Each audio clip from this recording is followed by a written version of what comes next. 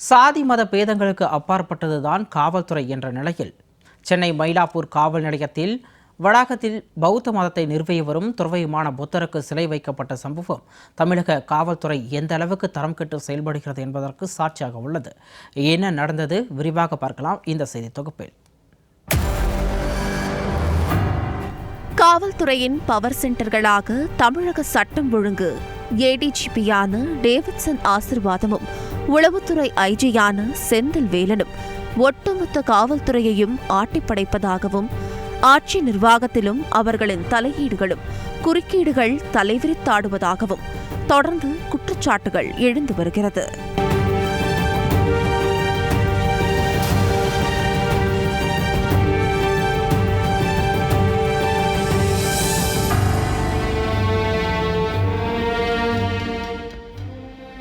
காவல் உயரதிகாரிகளின் தில்லுமுள்ளு வேலைகளுக்கு உடன்படாத காரணத்திற்காக பழி தீர்க்கப்பட்டு சஸ்பெண்ட் உத்தரவுக்கு ஆளான மயிலாடுதுறை மதுவிலக்கு அமலாக்க பிரிவு டிஎஸ்பி சுந்தரேசன் தன்னுடைய நிலைக்கு சட்டம் ஒழுங்கு டிஜிபி டேவிட்சன் ஆசிர்வாதமும் உளவுத்துறை ஐஜி செந்தில் வேலனும் தான் காரணம் என பகிரங்க குற்றச்சாட்டை முன்வைத்தது உண்மையிலேயே காவல்துறை விளம்பர முதல்வர் ஸ்டாலினின் கண்ட்ரோலில்தான் இருக்கிறதா என்ற சந்தேகத்தை எழுப்பியிருந்தது. IG Thiru Senthilnathan Senthil Vel IPS, other one officer ADGP law and order David Asirvatham. இந்த ரெண்டு பேர் பேச சொல்றது கூட எனக்கு நான் கூசுது. கஷ்டம், போலீஸ்ல ரொம்ப கஷ்டம். நாங்க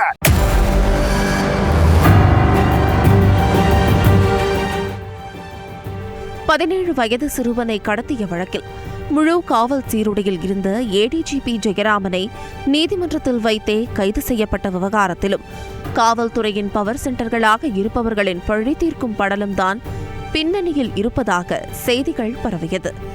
திமுக என்னும் காட்டாட்சிக்கு பேரலாக காவல்துறையில் தனியாட்சி நடக்கிறதோ என்ற கேள்வியையும் எழுப்பியிருந்தது.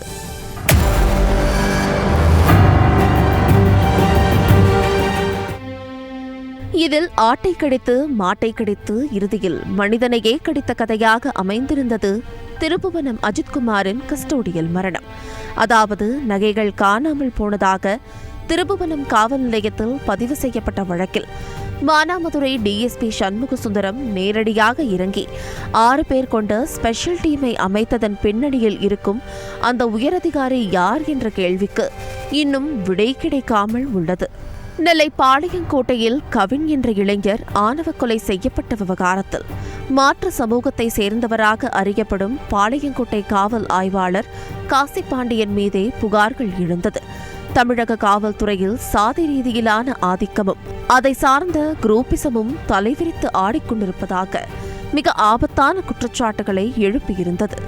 இதில் ஐபிஎஸ் அதிகாரிகளுக்குள் தமிழகத்தை சேர்ந்தவர்களுக்கும் வடமாநிலத்தை சேர்ந்தவர்களுக்கும் ஈகோ மோதல் தொடர்வதால் ஏடிஜிபி டேவிட்சன் மீது குரூப்பிசம் தொடர்பான புகார்கள் எழும்பும் போதெல்லாம் அவை தமிழதிகாரிகள் மீது வடமாநில அதிகாரிகளால் நடத்தப்படும் தாக்குதலாகவே திருப்பி விடப்பட்டு மடைமாற்றம் செய்யப்படுவதாகவும் முன்வைக்கப்படும் புகார்கள் அதிர்ச்சியை கிளப்பும் விதமாகவே இருந்தது.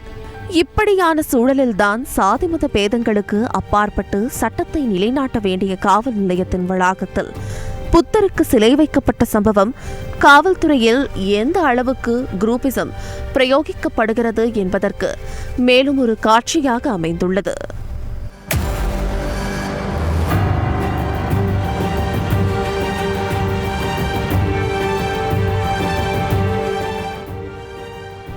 அதாவது சென்னை மயிலாப்பூர் காவல் ஆய்வாளரான அம்பேத்கர் தனது எல்லைக்கு உட்பட்ட காவல் நிலையத்தின் வளாகத்தில் புத்தருக்கு சிலை வைத்தது மட்டுமின்றி அந்த சிலையை மயிலாப்பூர் துணை ஆணையாளர் கார்த்திக் மற்றும் உதவி ஆணையாளர் சீனிவாசன் ஆகியோரை வைத்து தனிப்பட்ட ரீதியில் திறப்பு விழா நடத்தியிருக்கிறார்.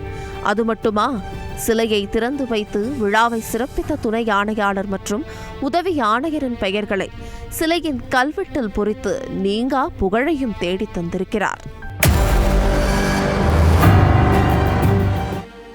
இந்த விவகாரம் ஏற்கனவே குரூப்பிசத்தால் ஆட்கொள்ளப்பட்டிருக்கும் காவல்துறையில் புயலை கிளப்பியதை அடுத்து பணியிட மாற்றம் செய்யப்பட்டு ஒழுங்கு நடவடிக்கைக்கு ஆளாகியிருக்கிறார் சென்னை கிழக்கு மண்டல இணை ஆணையர் விஜயகுமார். இதில் சிலை வைத்த ஆய்வாளர் மீதோ அல்லது அச்சிலையை திறந்து வைத்து விழாவை சிறப்பித்த துணை மற்றும் உதவி ஆணையாளர்கள் மீதோ எந்த நடவடிக்கையும் எடுக்கப்படவில்லை என்பதுதான் விசேஷமே. தமிழகத்தில் சட்டம் ஒழுங்கு சந்தி சிரித்துக் கொண்டிருக்க காவல் உயரதிகாரிகளோ குரூப்பிசம் என்ற பெயரில் திமுகவுக்கு முட்டுக் கொடுத்து கொண்டு காவல்துறையில் டேவிட்சனும் செந்தில் வேலனும் போடும் அதிகார ஆட்டத்தால் காவலர் பிரச்சினை, பொதுமக்கள் பிரச்சினை என எதையும் கையாள முடியாமல் சீரழிந்து போயிருக்கிறது காவல்துறை.